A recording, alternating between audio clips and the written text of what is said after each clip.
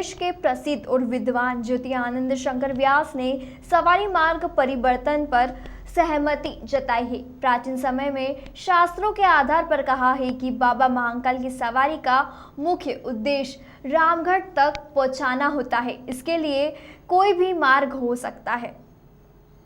ज्योतिष आनंद शंकर व्यास ने बताया कि पूर्व में सवारी महाराजवाड़ा स्कूल के सामने से गली में घाटी उतरते हुए कहारवाड़ी से योगीपुरा की घाटी होते हुए रामघाट पहुंचती थी। जब यह गली सक्रिय हुई तो फिर सवारी महाकाल मंदिर के सामने से गुदरी चौराहा होते हुए दूसरी कहरवाड़ी से समानांतर रास्ते पर रामघाट पहुंची थी। प्राचीन समय में सवारी गोपाल मंदिर से नहीं जाती थी। अधिक से अधिक श्रद्धालु सवारी के दर्शन कर सके, इसलिए समय समय पर मार्ग परिवर्तित किया गया। एक बार सवारी तोपखाना होते हुए भी निकली थी।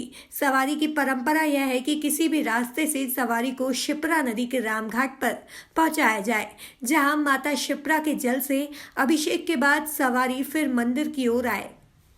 देखिए, वास्तव में तो इस ढंग की स्थिति तो अभी तक नहीं हुई। कोई ऐसा कारण नहीं बना कि सवारी के दिनों में कोई प्रकार का ऐसा उपद्रव या महारोग या महामारी फैली हो, ऐसी कोई स्थिति नहीं है। इसलिए ये पहला उदाहरण जरूर कह सकते हैं। जहाँ तक मार्ग की बात है, मार्ग में थोड़ा बहुत परिवर्तन पहले 2-3 बार हो चुका है। पहले ये सवारी महाराजवाड़ा से होकर के बटुक शंकर जोशी वाली गली से होकर खंडेराव मंदिर के सामने से कहारवाड़ी में से जाती थी।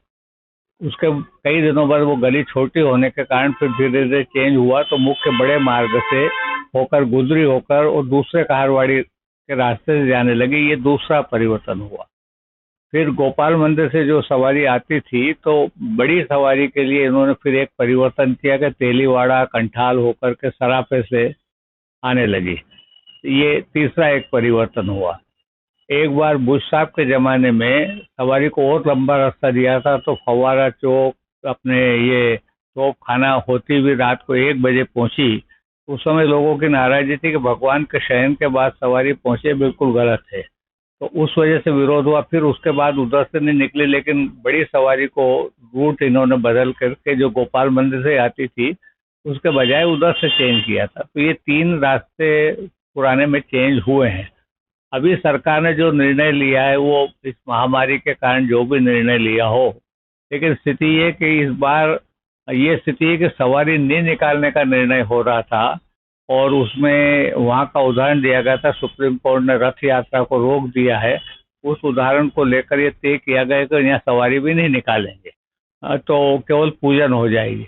मैंने उसका विरोध कर, देखिए परंपरा तोड़नी नहीं है। आप जिस तरह से सुविधा से निकालें और इस महामारी की दृष्टिकोण से जो सुविधा या अपने ध्यान रखने की जरूरत है वो भले ही रखें, लेकिन सवारी की परंपरा नहीं टूटनी चाहिए। फिर सुप्रीम कोर्ट का निर्णय बदल गया और उन्होंने वो रथ यात्रा निकालने दी। तब फिर मैंने कमिश्नर साहब को बताया कि देखिए, अब जब वहाँ छूट हो गई है तो अपने अभी सवारी निकालने का परंपरा नहीं तोड़ें, सवारी हर हालत में निकालनी चाहिए। तो उसके बाद उन्होंने कहा कि मैं मिनिस्टर के साथ की मीटिंग में इस बात को रखूंगा और कोशिश करूंगा कि सवारी की परंपरा नहीं टूटे। और संयोग से उन्होंने इस बात को दबंगता से रखी और फिर सवारी बराबर निकलने का तय हो गया। तो सवारी निकाली जाएगी, इसमें कोई दो मत नहीं है। अब मार्ग के मसले में प्रशासन ने जो भी निर्णय लिया उसके बारे में हम स्वतंत्र रूप से कुछ कहना नहीं चाहते, उन्होंने क्यों किया ऐसा। अब जहाँ तक है जनता का प्रश्न, तो जनता तो आजकल मंदिर भी सब बंद है। कायदे से तो मंदिर खोल देना चाहिए। मंदिर खोलेंगे तो यात्री कम से कम बाहर के नहीं तो लोकल तो दर्शन करेंगे, और दर्शन से जो यात्रीगण प्रार्थना पूजन करेंगे तो प्रार्थना से भी बल मिलेगा हमको इस संकट से मुक्ति के लिए। तो हम संकट से मुक्ति के लिए जो प्रार्थना के स्थान है वो बंद है, वो सारे खोलना चाहिए और पूजन अर्चन बराबर होनी चाहिए। लोगों को दर्शन की सुविधा, प्रार्थना की सुविधा जरूर देना चाहिए। अब देखिए, कांवड़ यात्री में भी बाहर से लोग सारे पैदल आते हैं और बड़ा परिश्रम करके चलते हैं, लेकिन अब ऐसी स्थिति में जहां अपने रेल, बस, ये सब गांव-गांव से शहर से बंद है, उस समय यात्री नहीं आ पा रहे हैं। तो अगर इनको आने दें तो वही समस्या भीड़ की हो जाएगी। ये भी 2-2, 3-3 हज़ार के आसपास आते हैं।